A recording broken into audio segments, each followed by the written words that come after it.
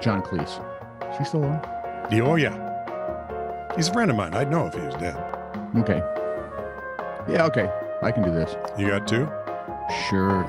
This is True, Really News with Scott Combs and Tony Verkinnes. All the news you're about to hear is true, as far as you know. So picture this. You're Dwight Turner, and you want a full contact encounter with a black leopard. As you may have guessed, Turner is suing the owner of the animal sanctuary in Davey, Florida, after he paid $150 because what was supposed to be a full contact encounter was, in fact, a good old-fashioned mauling. Who could possibly be surprised? Well, I'm guessing Dwight Turner. Apparently, it was at least him. And whatever attorneys he's brought in, because I'm thinking, Michael Poggy told Mr. Turner that time with the leopard last summer for $150. He said, you can go in, you can play with it, rub its belly, take pictures, blah, blah, blah. But the leopard attacked as soon as Turner entered the enclosure, leaving his scalp, quote, hanging from his head.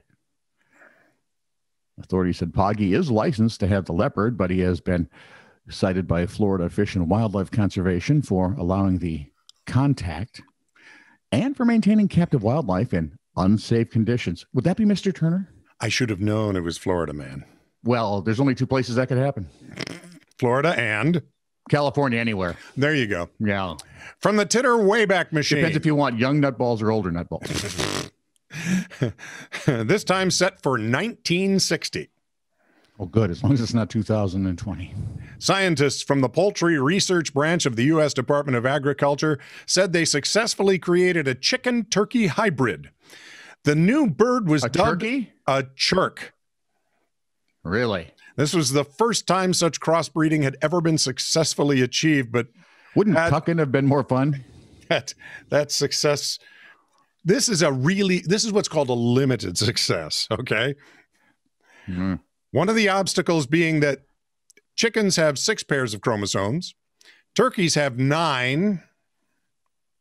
Well, see, if you divide and carry the 2, I can do the maths. Churks ended up having 15 chromosomes. They created 3 male churks. Here are some of the features. You can't have a churk. It's got to be a churkin or a turkey. Okay, I'll call them turkeys from now on if that helps you. Or a tuckin. They had only half the intelligence. Because if you fried them, it'd be a fryer tuckin. I'll just go sit in the corner. Oh my God. I wish you had a dog. I could send you to lay by the dish. So they only had half the intelligence of either chickens or turkeys, which are pretty stupid creatures anyway, the domestic kinds. They were turkeys, the bright ones that you have to have a cover over when it rains? Yeah. They were mostly silent, only letting out a feeble chirp if disturbed. They had the long neck, legs, and white skin of a turkey, but the general size and coloring of a chicken. Their feathers grew twisted.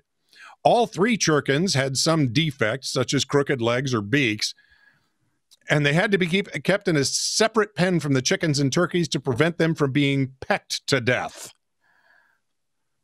What happens when you mess around with. You would think Mary Shelley would have explained that to us very well. This is True Really's Poultry Research Department has not been able to confirm that the entire current population of churkins reside exclusively in Washington, D.C. Once vacation is over, we should be able to tell. Police in Peabody, Massachusetts are looking for a couple who wandered off. I am not saying the way they wrote it. Okay, good. A couple who slithered away. No. Basically, they ran their butts up with a snake worth $300 from a city pet store. That's silly. Snakes can't run. They ran with the snake. If it was the snake leaving, it would have slithered away with the people. Where do you get sneakers? I would have paid to see. For a snake. Where do you get the sneakers? Who do you buy them from? And the man walked into the Petco store and asked the employee if he could play with the albino cinnamon ball python. When the employee said that's against store policy, the man offered to buy it, according to the police report. So the employee put the snake in a box, brought it to the register, and then they did the old, I don't know, dine and dash if you're in a restaurant. The employee put the box on the counter, the man grabbed it, and he and the chick ran towards the door, got in the car, and sped away. It was last seen heading toward Danvers, Massachusetts. Word has it that John Cleese now is beefing up his security. I wonder why they tank tops so that the snake can run. You have to stop now. Fine. Stop now. Now? No, earlier. This is true, really news. Send email to TITR@netradio.network.